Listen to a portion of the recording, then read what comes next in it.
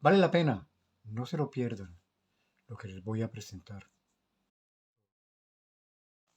Gregory Meeks, de Nueva York, del Comité de Asuntos Exteriores de la Cámara de Representantes en Estados Unidos, fue de hace 20 días, pero vale la pena escucharlo. Porque lo que ese hombre dice es lo que pensamos la mayoría del señor Marco Rubio. Del señor Marco Rubio como lo que fue cuando senador y lo que es ahora como jefe del Departamento de Estado. Gregory Meeks lo trata de todo. Lo trata de todo. Y parece ser que Marco Rubio escasamente pudo como que decir que sí, pero que no, pero que no, pero que sí. Este hombre es un lamebotas y vio la posibilidad de ser jefe del Departamento de Estado de su enemigo después de haber tratado a Trump bien mal, que se oponía a Trump, a todos los planes como candidato a la presidencia. Y ahora está con él, haciendo casi todo lo contrario a lo que dijo que se debía de hacer. No les voy a decir más, escuchen lo que Gregory Meeks le dijo y le preguntó al señor Marco Rubio, jefe del Departamento de Estado. Vale la pena, no se lo pierdan. Thank you, Mr. Chairman. Secretary Rubio, I'm glad you are finally before this committee. Your testimony actually comes long after the State Department, under your leadership, took actions without required congressional consultation or that were contrary to the law. But I guess it's better late than never.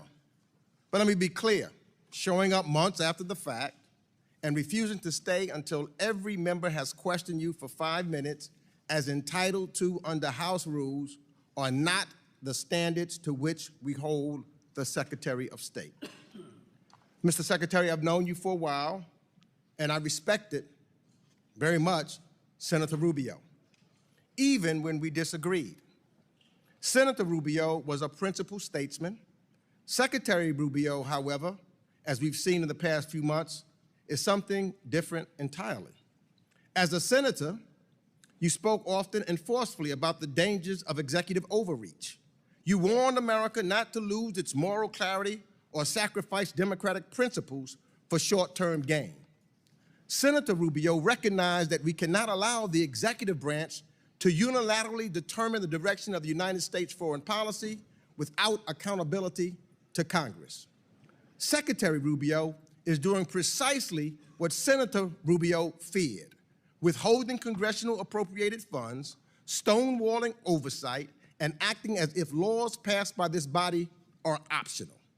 Secretary Rubio has presided over the dismantling and destruction of everything Senator Rubio once defended. So although you may be the Secretary of State, the acting head of USAID, the National Security Advisor, the Archivist of America, the empire you have stumbled upon is not one of influence, sir. It is a kingdom of ash. So I ask, was it worth it?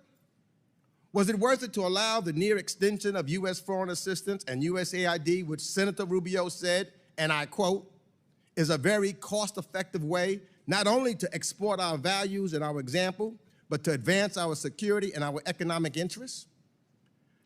And lie is exactly what this administration has done again and again.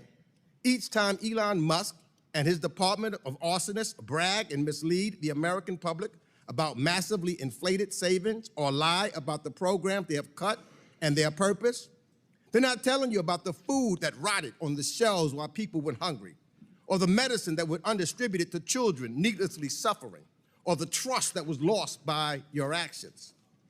But I believe you know better, because you've said as much, and yet here we are.